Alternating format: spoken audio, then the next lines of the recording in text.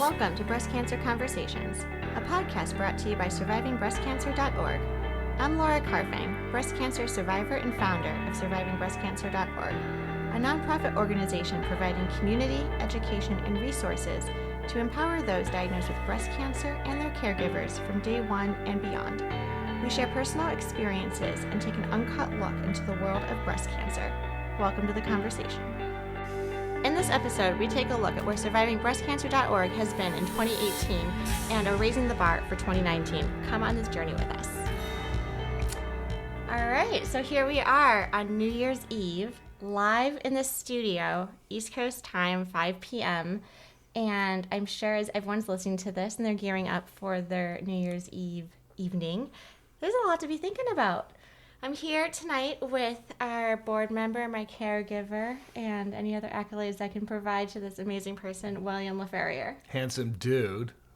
Yeah, that too, I guess. But yeah, we have been working so diligently in 2018, and I thought we would take this opportunity as we bring 2018 to a close, take a look at where SurvivingBreastCancer.org has been, and the lofty goals that we've set out for ourselves for 2019. Sure. Why don't you just take us back to the beginning of 2018 and describe the process that you went through with regards to laying out and driving community into the community and an injection of positivity into the breast cancer network of America.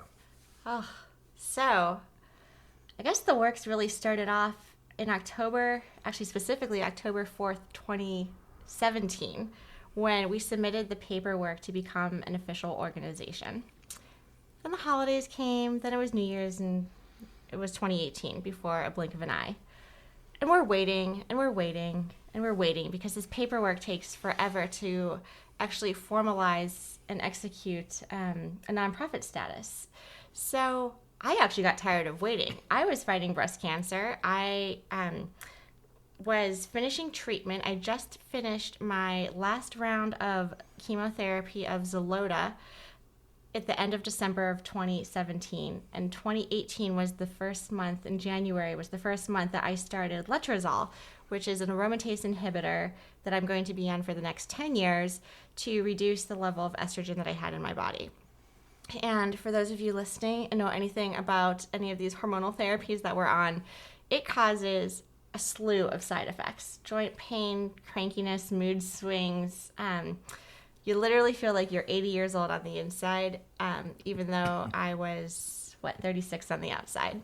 And this is a great point to bring this up as far as the value that SBC, SurvivingBreastCancer.org, brings to the community at large, because an awful lot of breast cancer survivors are suffering the same side effects, and for them to be sharing their feelings and their emotions and their fears, I think resonates within the community at large. And there's an awful lot of support that they have found within the SBC organization as a whole, and the fabulous community that we have. And I've got to tip my hat, because for the most part it's been an incredibly positive experience, and generally that's what we're focusing on anyways. Again, our motto was to inject that positivity into the heinous fabric of a breast cancer diagnosis. So kudos to all of you out there who participate in the process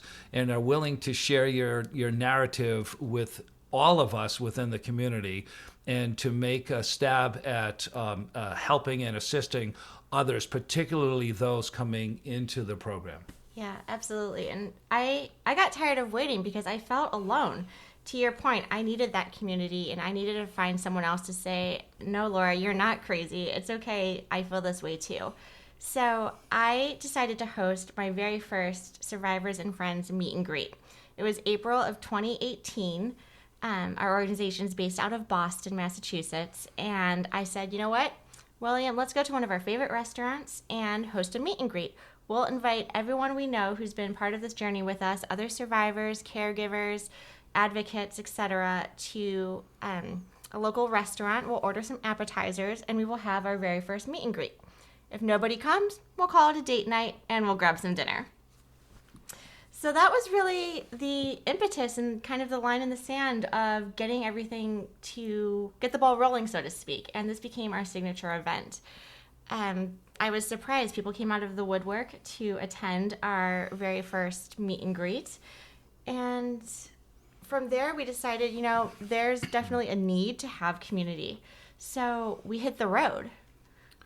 And I think that just to step back a second, from my perspective, we had a group that attended that first meet and greet in Boston, and the ages ranged from mid-20s to 84. And in right. particular, the more elderly women that were participating in this typically hadn't spoken of their ordeal, their journey, however we want to put that out. And they were really happy to be able to discuss it, and especially with the younger folks coming in and serving kind of as a role model with regards to long-term survivability and community and basic support and assistance throughout. So that's what I was really impressed by, and it's held true at every function, that they've typically been relatively noisy affairs, and there's an awful lot of participation. There's an awful lot of creativity. There's a lot of juice that flows. There's a lot of real positivity, and I think that as our motto says, we really try to capture that and invigorate positivity into the community. And so again, we just decided to build on that really terrific first showing, and every showing thereafter has been equally as positive. And I think that there's a real value in that the community feels with regards to these meet and greets. Yeah, that's a really good point, that we do have people coming to these meet and greets who are actively in treatment. And instead of meeting up with other people you may meet at the infusion center, to actually get out of your house and be in an environment where you're accepted and no one's going to question whether you're wearing a wig or not, whether you're bald, whether in the middle of a conversation with someone you break out into a hot flash, because let's be real, that happens. So I think that's really important. And then on the flip side, to have people who maybe 1 or 2 years out post-treatment, 5 years out post-treatment, or in this case, or in a lot of cases actually, 15 or 20 years plus diagnosis. And to me, like you said, those are the role models. I always rub my arm up next to them saying, please rub off on me, because I would love to be able to say one day that I'm 20 years out, etc. So we hit the road. We had this idea and we went with it. Our next stop in 2018 was in Pittsburgh, Pennsylvania. Then from there, we went to, and catch me if my memory fails me because I still suffer from chemo brain. We both do. Yeah. It's contagious, I guess. It's very contagious. We were in San Francisco, where we hosted a meet and greet and partnered with an organization called Driver, who was very generous to sponsor our event out there. And they are an organization that actually provides a lot of matching services for those who've been diagnosed with any type of cancer to clinical trials, as well as a full patient platform. After California, we were in Philadelphia. Philadelphia was next because we came back. That was in July, right? We came back from summer vacation and attended the Living Beyond Breast Cancer Conference in Philadelphia. And on the final day of the conference, we held a meet and greet for some Philly breasties and some great friends that we had met down there. And just to speak first of the conference that we had attended, we had this wonderful booth. And we were just jam-packed the entire time with folks who were coming in, and survivors and previvors and thrivers who were just coming in to chat with us, and we're sharing an exhibition floor with a number of exhibitors, and people were coming around to our exhibit table from the other exhibit tables asking what the hell why we were attracting so many people, and typically it was because of that positivity and the fact that we were so engaging and we were willing to kind of invoke that great positivity, and we accomplished that through a measure of hugs and discussions and laughter and listening to their stories. And virtually, well, as you all know, you all have a story, and it's all very much an individual story, and it's a unique story. It's great to get it out there, and it's great to talk about it. It's great to kind of get that support that's available through these conferences, through these breast cancer meet and greets, etc. And just that one little anecdote about this one survivor who was a little bit down at the corners of her mouth, and I saw Laura working her over pretty well, and I just said, Laura, she doesn't leave the table until we crack that smile. And she stayed with us for quite some time, and Laura succeeded, but I think it was kind of a forced smile on her part. But we had invited her, as we had invited all 400 survivors that had come to our table that day at the Living Beyond Breast Cancer Conference. And we have to say, I literally got a business card and wrote down the name and address of where our meet and greet was going to be held and the time, and said, hold on to this and give this to your Uber driver tomorrow. I better see you there. So at the meet and greet, she showed up, and we're having discussions with people, and it's a lovely dinner in this terrific little Italian place. And we had a number of speakers after the luncheon, and we had, after those speakers had gotten up, we had asked others if they'd like to get up and share their story, and some of them did, and others were relatively quiet. And then, of course, someone said, "It's your turn, Mr. William," and so I get up to talk about that positivity and that injection of positivity that we had discussed with so many of our visitors at the conference, and how, in particular, this one gal refused to crack a smile, and Laura was kind of running her finger across her throat, saying, "No, don't mention it because she's here." And sure enough, she was there, and she never stopped smiling the whole time she was there. She just absolutely loved what we were doing. And if you're listening, we love you. Absolutely. And then another one, an older woman who was there with a friend who did get up to speak. She was having difficulty opening up and communicating. She was a 20+ year survivor, and she had some difficulties, I guess, breaking through that invisible barrier. Whereas in the old days, historically, you didn't really chat it up so much. But by the time we got around to taking the pictures, she was nothing but smiles and contributing greatly. And then Laura and I had driven down to Philly, so on our drive back, she must have texted back and forth with us for 7, 8, 10 times. It was incredible, and she's been an active supporter and an active contributor to the survivingbreastcancer.org campaign. So basically, I think that our model is that it's a breast cancer patient care platform, and we simply are looking to help as much of the community as we possibly can. And we do that in a number of ways. I can't believe I just jumped over August, where we partnered with Cancer Tamer, and we brought a group of survivors and thrivers down for whitewater rafting. This is an organization based out of Staten Island, and again, part of us as being a nonprofit is to look for like-minded organizations who want to do good in the world and provide that positive energy. So I just wanted to give them a huge shout out as well. That was incredible. The rivers were very high and really broiling, if you will. They were just they were surging, and we had some elderly survivors, stage 4, second time around, breast cancer survivors, and some of them couldn't even get into the raft without assistance, but they still are in the whitewater rafting. Well, I have to say, can I just stop you right there? Yeah, sure. I think as we plan these events, whether they're meet and greets or active adventures down rivers, the point is that you show up. Ability or not ability, it's this community that we bring together. And, I just wanted to highlight that too, because, this what 70-plus-year-old woman ended up going zip lining also. Yeah, it took her and her buddy longer to fill out the form. So after the whitewater rafting trip.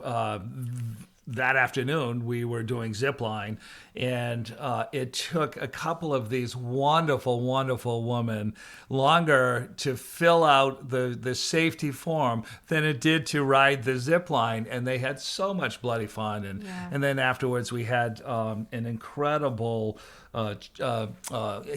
holistic healing experience. And that was through Soul Reengineering, right? Yeah, Claudia and her Jim, her partner, and I call her our Colombian shaman because she's brilliant and she's just wonderful, and she reads people, and she shocked us with her reading capabilities, and by that I mean as she's saging us and driving out the evil spirits, she's discovering in your body by studying you where those spirits are residing within your body. And just a quick little anecdote on that.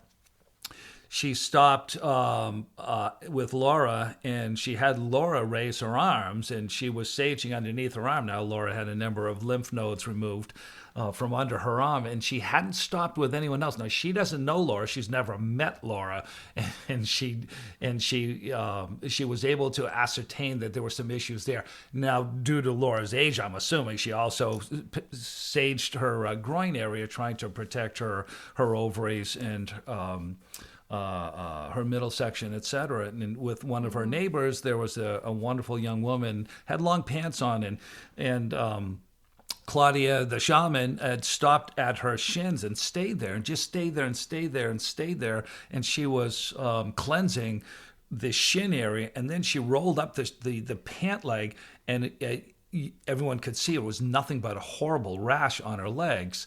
And she had just read that. And then she gets to me, and she's running up the, she's using an eagle or a turkey feather to dust the sage smoke into us. And she, as a matter of fact, she's broadcasting a movie right now. Talk about energy. Yeah, wicked. So she stopped at my forehead, and she stayed there, and she focused on my forehead with the cleanse, and she had no idea. I've had 4 concussions from mountain biking and football and whatnot, and she just stayed there, and she recognized that there were some evil spirits residing in there. Yeah. And then her husband closed the evening off and was performing these Lakota Indian Native American chants and driving out the spirits. And it was really a very interesting day. And it culminated with this holistic cleanse. Yeah, so I would recommend, if you're in the Staten Island area, to check out Cancer Tamer. They are all about your bucket list items if you've been diagnosed with cancer, and checking off the bucket list. And then also Soul Reengineering, because Claudia does phenomenal work. And she's not just based in Staten Island. She goes everywhere. So if you're interested in the work that she does, she is an incredible woman, has a YouTube channel. She follows like a vegan plant-based diet, and I can't say enough great things about her. So that was definitely a positive in our 2018 journey. And the journey continued. Next up was Chicago. Yes, where I ran a marathon with a couple other breast cancer survivors. We hosted a meet and greet at... Wait, can we just stop right there? Sure. Like, I had breast cancer, and then I ran 26.2 miles. Think about that. Can I just say chemo made me do it? Well, we hosted a number of survivors/thrivers. We had a meet and greet at Laura's parents' house in Evanston, just north of the city of Chicago, and we had probably 6 folks that attended this meet and greet, and it was we had someone sponsored food and sponsored flowers, and it was just first class all the way. That Laura's parents have a beautiful house in the city, and it was very well attended. The neighbors all showed up. We had a number of breasties, Chicago breasties that showed up, and it really was a terrific afternoon. And And then that evening, we also hosted a number of breast cancer marathon runners who were planning on running the marathon with Laura the next day. And so we cooked them up a big plate of pasta and some meatballs and some garlic bread, and just had a ball and sent everyone off to bed, and up and away we went in the morning. And then and that was a really great event too, because in Chicago we got to meet not only the Chicago Breasties, which is a great organization, but also Courage for the Soul, which is a great organization that provides scarves to those who are going through chemotherapy.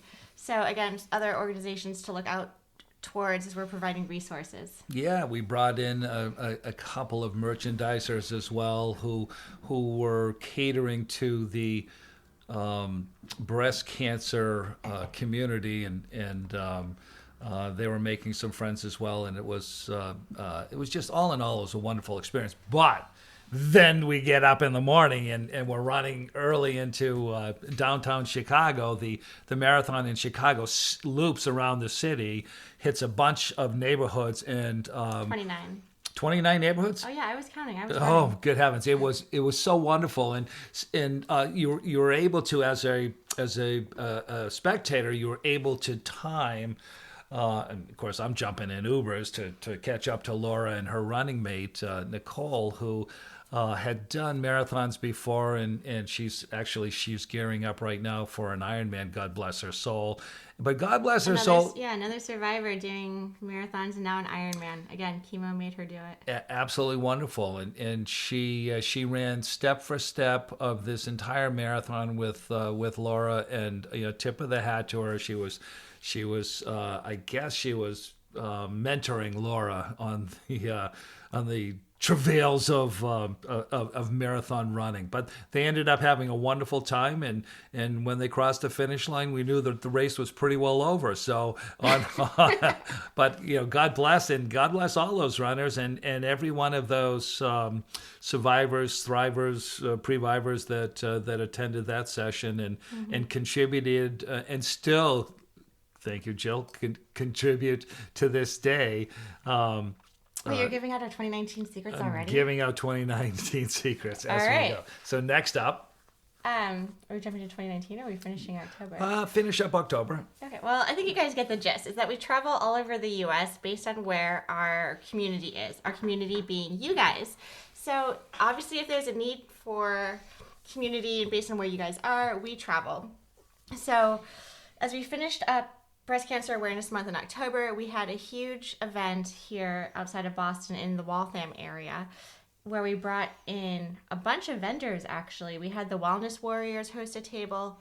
We had an amazing local photographer contribute her photographs as an auction item. We had the Assembly Row Pilates organization come and host a table with us as well, just because we know the benefits of Pilates and exercise to those who have been diagnosed with cancer. Soul Reengineering came to do a presentation with us and teach us about laughing yoga, which I have to say was amazing. Also be sure to check out abbypower.com. She's a nutritionist who talks about plant-based diets, and so she gave a little presentation about the benefits on plant-based nutrition as a way to healthy living, health and wellness. And we had another speaker as well. Yes, we had a couple speakers from the survivorship platform. So someone who has been diagnosed with breast cancer actually had the exact same oncologist as I did, which was wonderful. And she's been a very active role model in our survivingbreastcancer.org organization.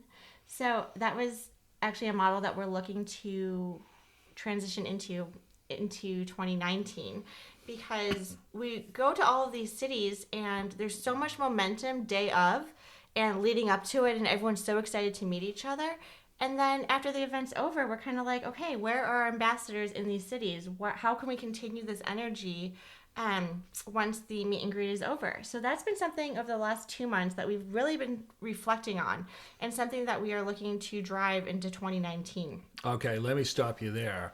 Now we have to talk about the blogs and the podcasts. And this all started. Oh, that also happened in 2018. This happened in 2018. That's correct. This all started with our trip to San Francisco and to Yosemite Park with a really wonderful friend of ours, Braden Germain, who was a sound engineer based out of the L.A. area at the time. He was working in a very famous recording studio out there.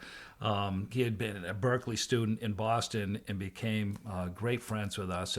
And we had invited him on this wonderful trip to Yosemite and to Big Sur, and he just was such a wonderful accompaniment to the proceedings. But as a sound engineer, he really drove home the point of all of the technical equipment and software that we would need to do these podcasts, and actually was volunteering his services to be a bit of a sound engineer for us. Now, we know we can't count on him to do all of them, but we are advertising his services. So if anybody else is in the market and is looking for a sound engineer, he's very reasonably priced, and he's a truly wonderful, wonderful human being. We love him to death. We both do. Oh, you get inspired just talking to him.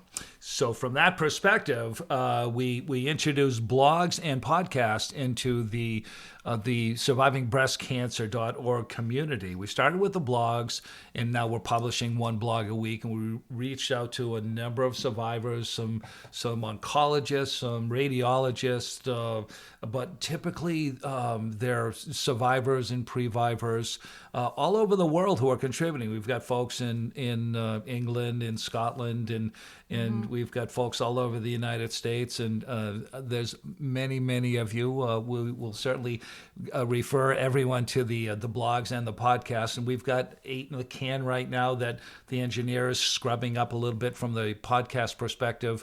We're in negotiations with this Turkish psychotherapist who's residing in Hamburg, Germany right now. We're looking for her to contribute in a big way. We've got some previvors lined up. All of our 2019 secrets. I know, but that's what's coming. It's going to be a fabulous year, and thank everyone for contributing to the blog and the survivor story, as well as the podcast experience. And joining our Speakers Bureau. Yeah, I mean, becoming volunteers and ambassadors. Your voices are wonderful. You are a godsend to the community, and we love capturing the sound, and we love capturing the essence of your experience so that we can share it with everyone, and in that regard, help as many people as possible. And so to conclude 2018, I finally received my IRS letter in the mail confirming that we are a 501c3 tax-exempt nonprofit organization. So you bet. Huge cheers and toast to that. That's right. Then we start the grant writing. We've actually already started it. We've gone after a number of pharmaceutical companies because the meet and greets are expensive and the travel's expensive, and we don't take any cash from it. We simply throw it all back into the community. But the meet and greets run about $1,000 a piece. And we try to offset those costs because we already know a cancer diagnosis is already expensive with medical bills, so we don't want to be an extra burden. Yes, and we do offer a lot of help to survivors from that regard, and we're looking to do a lot more, and we're looking to do a lot more everywhere. We've been contacted by folks in Africa, by folks in India, folks in Asia, all over Europe, etc. And South America is yet to come through, but I'm still waiting. I'm friends with a few on Facebook and trying to nurture them to jump into our community at large as well, because breast cancer affects women and men, but mostly women, as we all know, all around this planet. And the incidence of breast cancer diagnosis just seems to be growing and growing and growing. It's 1 out of every 8 women right now in the U.S. I think on the global figures are a little bit less than that because of the detectability and the lack of effective equipment, etc.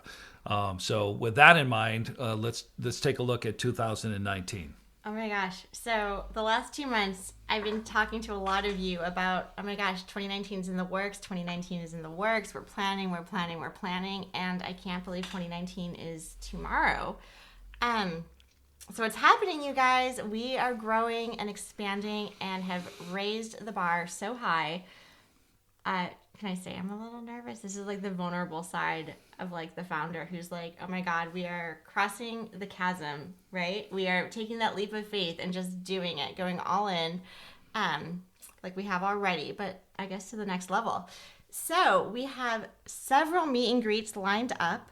We are going to do our best to enhance them by bringing not only an additional value add with regards to community and survivors and caregivers meeting each other, but also trying to secure some amazing speakers to talk to us about health and wellness, some surprises, I think, up my sleeve, depending on the location that we're in.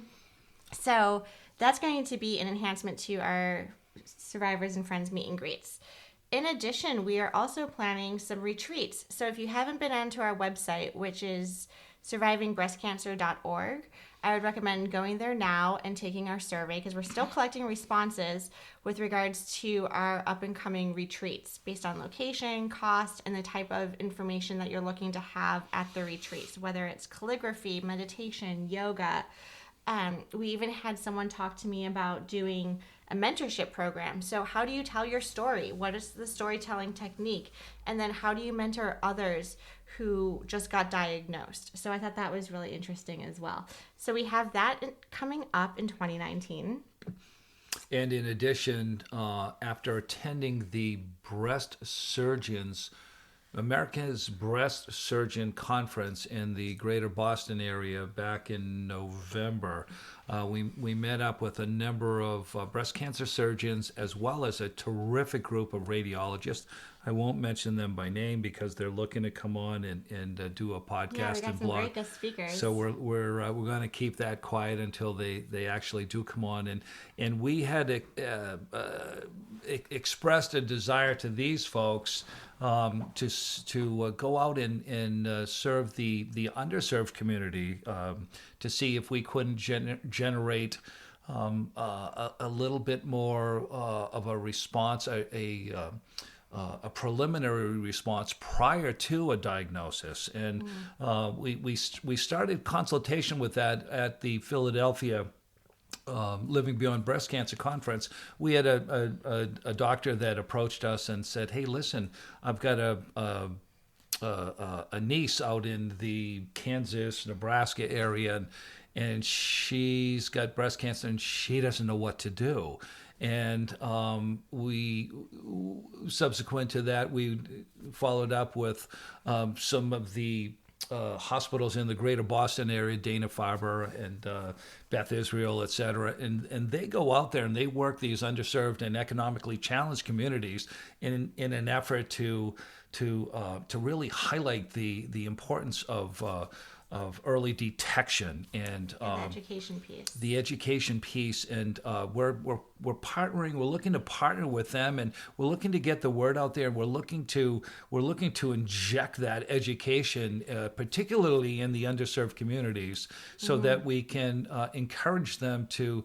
Have access. I think that have becomes access a huge question. Yeah, and to do the self breast examinations, et cetera, and to understand a dense breast tissue, which most women under the age of 30 have anyways, and we've had so many that have spoken to us about the difficulty that they had with the detection of a tumor because their tissue was so dense. And granted, Laura and I are not doctors, but listening to these conversations, particularly coming from survivors as well as young survivors as well as radiologists, who are simply looking to try to get a handle on the activity of the various forms of cancer that are showing up with regards to younger and younger women all the time.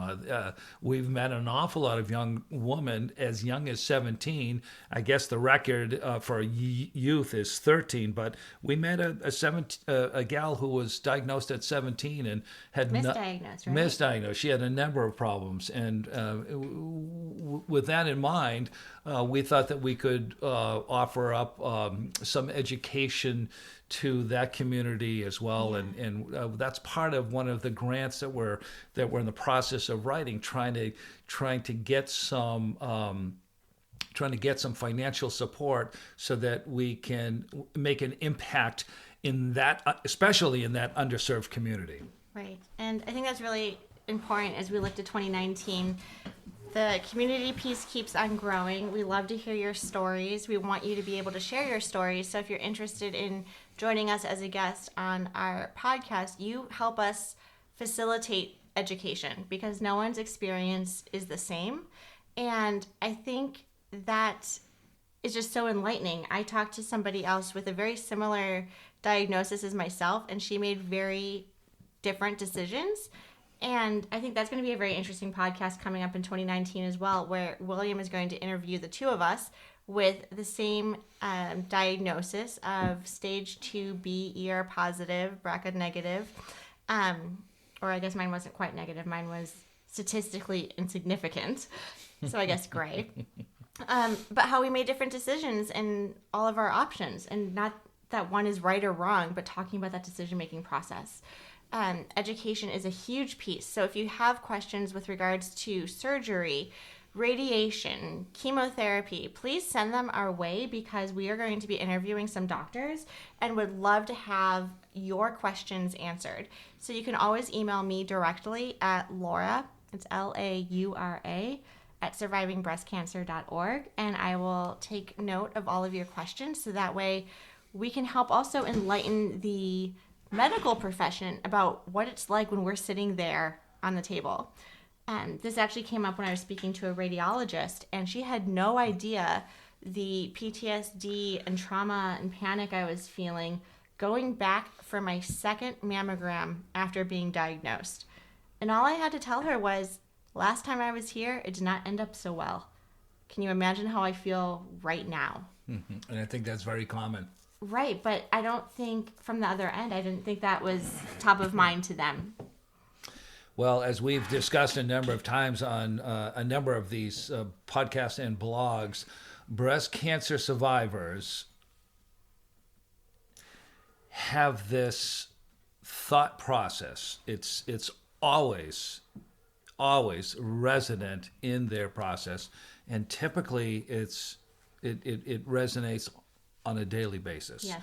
And from that perspective, I think that you all feel the same way. And the more that you chat about it, the more that you share your fears and share your emotions, the better everyone starts to feel. So from a coaching perspective, a coaching and counseling perspective, it's amazing how much the community comes together. I'm fascinated by the support of the community if someone raises a question about a fear or emotion, rationality, etc., and how quickly the community responds and discusses it from the perspective of their experience and how beneficial that is to the person suffering those fears and suffering those incredible emotions. And I think that's a really cool thing, and we're looking to expand on that. And I think from that perspective, we can help an awful lot of people. And that's why we're sharing this with you. Yeah. We look for volunteers. We look for people to contribute their stories. We look for people to contribute to a blog of their narrative. We look for people Survivor stories. Yeah, contribute a story in the form of a podcast and Can I stop you right there? Yeah, sure, of course. 1 second, because in addition to all of the social media that we're using with regards to community, whether it's YouTube, if you just look up survivingbreastcancer.org, or our Instagram account, survivingbreastcancer.org, Twitter, or our closed Facebook group, we actually just launched our members only area on our survivingbreastcancer.org website.